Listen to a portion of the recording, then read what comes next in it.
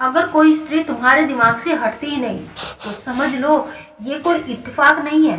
इसके पीछे 4 ऐसे गहरे कारण छिपे हैं जो तुम्हारी आत्मा से जुड़े हुए हैं। और सबसे रहस्यमय कारण है कि वह स्त्री हर रात तुम्हारे साथ कुछ ऐसा करती है जो तुम्हें पता भी नहीं चलता। मनुष्य का मन बड़ा ही रहस्यमय होता है।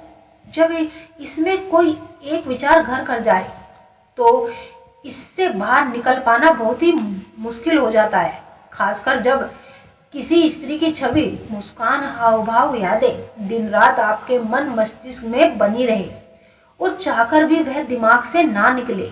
तो इसका मतलब केवल आकर्षण नहीं होता, इसके पीछे कुछ गहरे मनोवैज्ञानिक और आध्यात्मिक कारण छिपे होते हैं।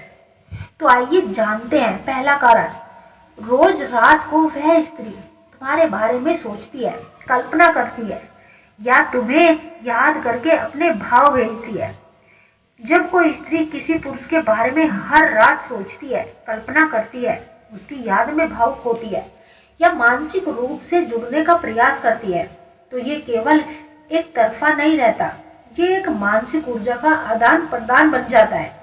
स्त्री जब रात को सोने से पहले किसी पुरुष के बारे में गहराई से सोचती है तो उसकी भावनाएं, उसकी ऊर्जा, उसकी चेतना उस पुरुष तक पहुंचती है। ये ब्रह्मांड के नियम है कि जहां भावना होती है वहां तरंगे जाती है। कैसे पता चले कि वह स्त्री रात को तुम्हारे बारे में सोच रही है?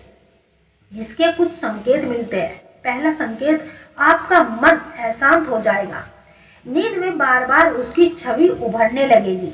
दूसरा संकेत, आपको अचानक रात में उसकी याद आ जाएगी बिना किसी कारण के। तीसरा संकेत, आपको सपने में वह स्त्री दिखाई देने लगेगी और वह सपना बेहद ही यथार्थ हो सकता है। चौथा संकेत, आपको सुबह उठते ही उसकी छवि सबसे पहले याद आएगी। ये संकेत बताते हैं कि वह स्त्री रात भर भावनात्मक रूप से तुम्हारे साथ जुड़ी रहती है। ध्यान दें, जब स्त्रियों का मन किसी के प्रति गंभीर हो जाए तो वह मन ही मन उसके बारे में कई वार्तालाप करते हैं। ये भावनाएं ब्रह्मांड के माध्यम से आपके मन पर असर डालती है। यदि आप किसी स्त्री से प्रेम करते हैं और उस स्त्री को याद करके आपका मन भी बार बार भटकता रहता है, उसके साथ संबंध करने का मन करता है।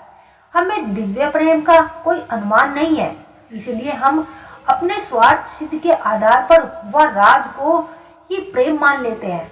हमारे शास्त्र वेद सांसारिक दुखों से छुटकारा दिलाने के लिए इंद्रियों को वश में रखने का निर्देश करते हैं, जबकि हम सुख प्राप्ति करने के उद्देश्य से सांसारिक व्यक्तियों एवं वस्तुओं से लगाव करते हैं। जब हमें वहां सुख नहीं प्राप्त होता तो हम दुखी होते हैं। उस दुख को हम क्रोध, ईर्ष्या, द्वेष, लोभ, अहंकार आदि के रूप में व्यक्त करते हैं, जिससे दुख और भी बढ़ जाता है। यदि आप किसी स्त्री से प्रेम करते हैं तो वह अत्यंत काल तक ही रहता है, और यदि आप उसके शरीर सुंदरता से प्रेम करते हैं तो वह सीमित काल तक ही रहेगा, और जब आपकी इच्छा पूरी होती है तो वह समाप्त भी हो जाता है।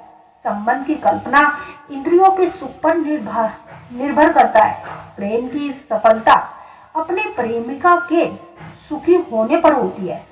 श्री कृष्ण ने यह भी कहा है कि काम वासना से इंद्रियों का थोड़े समय के लिए तृप्ति होती है और अंत में इसका परिणाम दुख ही होता है। और सच्चे प्रेम में कभी तृप्ति नहीं होती, फिर भी निरंतर आनंद ही मिलता है। काम वासना जड़ होता है, प्रेम चेतना, दिव्य और बढ़ता ही जाता है। काम वासना जब विपदा आती है तो घटता जाता है और एक दिन समाप्त हो जाता है, जबकि प्रेम विपदा आने पर भी दिन दोगुनी रात चौगुनी बढ़ता जाता है और कभी समाप्त नहीं होता।